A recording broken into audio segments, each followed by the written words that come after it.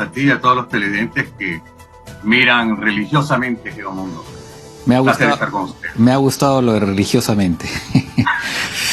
A la orden. Bien, a ver, ¿puedes explicarle al público qué cosa es la Organización Internacional para las Migraciones, qué hace, a qué se dedica? Claro que sí, gracias por esta oportunidad. Para que lo recuerden de manera muy fácil, la Organización Internacional para las Migraciones es la agencia de las Naciones Unidas para la Migración. Yo siempre hablo de tres temas en relación con la situación de nuestro trabajo en Perú, que se hace en tres pilares, ¿no? Asistencia de emergencia, regularización e integración. Bajo el Pacto Mundial de Migración, que por cierto hoy está terminando una reunión en Nueva York, de la primera revisión del Pacto Mundial, también conocido como Pacto de Marrakech, en donde se habla de una migración segura, ordenada y regular. Siempre le digo a los televidentes, cuando piensen en OIM, piensen en SOR Migración, algo muy parecido a SOR María Teresa o a las personas que trabajan por una causa humanitaria, ¿no? Así que segura, ordenada y regular es la Agencia de Naciones Unidas para las Migraciones, y eso es, en pocas palabras, la OIM. De acuerdo. Antes de entrar un poco más en detalle en las cosas que hacen, cuéntanos un poco cómo está el fenómeno de la migración en general. ¿Está aumentando? ¿Cuáles son las causas? ¿Cómo va este tema? Bueno, sí, la migración está aumentando en el momento. Cuando hablamos de migración, hablamos de aproximadamente 281 millones de personas.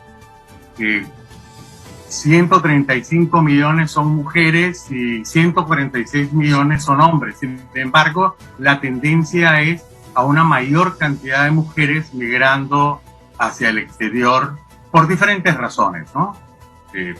Tenemos el caso de Ucrania, por ejemplo, que por una razón de un conflicto que se está viviendo en esa parte de Europa, pero también hay migraciones producto del pacto climático, del cambio climático, y el pacto climático es para precisamente tratar de trabajar estos temas. Y sin lugar a dudas, el principal problema que genera migración se llama pobreza, se llama problemas de desarrollo. Así que yo lo dividiría en tres grandes capítulos, ¿no? En la historia de la región y particularmente para Perú. Una primera es una inmigración extranjera que se da desde Europa principalmente hacia la región. Después diría que hay una emigración hacia países desarrollados, que también Perú la vivió. Y lo más interesante es después una migración interregional, producto de la crisis también en Venezuela, que al día de hoy pues moviliza a una gran cantidad de gente de un país extremadamente rico, pero que está atravesando una situación de carácter humanitario, ¿no? Yo diría que los 5 países en donde uno mira en este momento una migración importante, está Venezuela, está Colombia, bueno, Brasil con unas dinámicas muy interesantes. Perú no se queda atrás porque Perú también ha generado una diáspora del 10% de su población, y Ecuador. Entonces, en esta región, en la suramericana, estos son los principales países, ¿no? De acuerdo. Y ahora, la cooperación que ustedes tienen con las autoridades nacionales, ¿cómo se realiza? ¿De qué manera ustedes buscan lograr esos objetivos, esos 3 objetivos que tú decías? ¿Cómo se realiza concretamente la cooperación con los estados nacionales? Bueno, en primera instancia nosotros trabajamos de la mano con 2 grandes foros de discusión y de cooperación. El primero es la Mesa de Trabajo Intersectorial para la Gestión Migratoria. Ahí están sentadas las agencias del gobierno, Superintendencia Nacional de Migración, el Ministerio de Relaciones Exteriores, que lidera esta mesa de trabajo, pero está también Salud, está el Ministerio de Trabajo, y están otros socios que juegan un rol importante en temas de carácter migratorio, ¿no? Esta es una mesa muy ágil y está siendo considerada como un modelo en la región, porque los principales actores discutimos los problemas que se enfrenta en el momento el país, y buscamos soluciones prácticas. El otro gran espacio es el Grupo de Trabajo de Refugiados y Migrantes, en donde 97 organizaciones trabajamos de manera coordinada con donantes y con gobierno para tratar de maximizar los recursos disponibles para enfrentar esos tres pilares que mencioné anteriormente, que tienen que ver con asistencia de emergencia, regularización e integración. Y diría que el nexo entre emergencia y desarrollo es el gran reto, pero para llegar a él es importante que tratemos de regularizar a la mayor cantidad de migrantes posibles para que puedan integrarse de manera eficiente en las cadenas productivas, después de un análisis, por supuesto, de las necesidades del sector público y privado, y desconcentrar el 80% de población venezolana, por ejemplo, que se encuentra en el Callao, en el resto del país para incidir en desarrollo que beneficie a las comunidades receptoras. Yo diría que en ese sentido están los tres grandes retos, además de la lucha contra la trata y el tráfico, abordar temas de género, abordar temas de niñez, y todo esto lo hacemos acompañados por los colegas y las agencias del Sistema de Naciones Unidas y las agencias de sociedad civil y agencias internacionales en el país. O sea que ustedes también buscan apoyar en el hecho que los inmigrantes puedan encontrar trabajo, ¿no? Porque obviamente la inmigración, la integración tiene que ver con eso en buena medida, ¿no? Por supuesto, y voy a darles un par de ejemplos de por qué la migración genera riquezas a los países generosamente como Perú, abren sus puertas. El Banco Mundial, por ejemplo, reportó que en el periodo 20 al 24 se estarían aportando más de 2.200 millones de soles en ingresos fiscales, producto también de esta migración que llega al país. Recordemos que en particular la migración venezolana es una migración altamente calificada, también técnica, también con mano de obra no calificada. Sin embargo, si logramos trabajar con el sector privado y con los gobiernos regionales y los municipios, vamos a tener una migración que nosotros llamamos una migración sur-sur, gana-gana. ¿Por qué? Porque en estos momentos vemos que la migración a ya una cantidad importante de venezolanos, han salido 6 millones, se ha dirigido principalmente a países como Perú, cercanos, Colombia, Ecuador, Perú, Argentina, Brasil, Chile, por mencionar algunos. De acuerdo. Ahora, precisamente en términos de regularización, Colombia adoptó una norma por la cual estaba dando un estatus, una especie digamos, de una regularización muy rápida a los venezolanos. Entiendo que Ecuador ha sacado recientemente una norma que va en ese mismo sentido. No he escuchado, por lo menos el caso del Perú, que se haya tomado ese camino. ¿Ustedes han conversado con el gobierno peruano, me imagino, sobre ese tipo de temas? Mira, yo la verdad debo comentarte a ti, Francisco, y a todos los televidentes, la voluntad del gobierno peruano ha sido permanente para abordar el tema de la regularización. ¿Qué pasa? En Colombia, por ejemplo, se decretó un permiso temporal. Esta es una categoría de no residente por un lapso de 10 años. Acá hemos estado trabajando a través del CPP, ¿verdad? Que es la calidad también de no residente, y se ha otorgado esta aproximadamente 275.000, 276.000 personas venezolanas, pero también de migrantes, otros tipos de migrantes. Sin embargo, el 98% son venezolanas.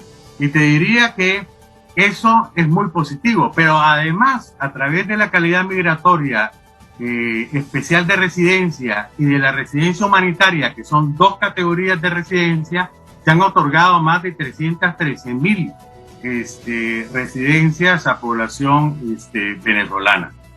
Esto demuestra que nosotros estamos trabajando de la mano de los socios de Naciones Unidas y del gobierno de una manera constante.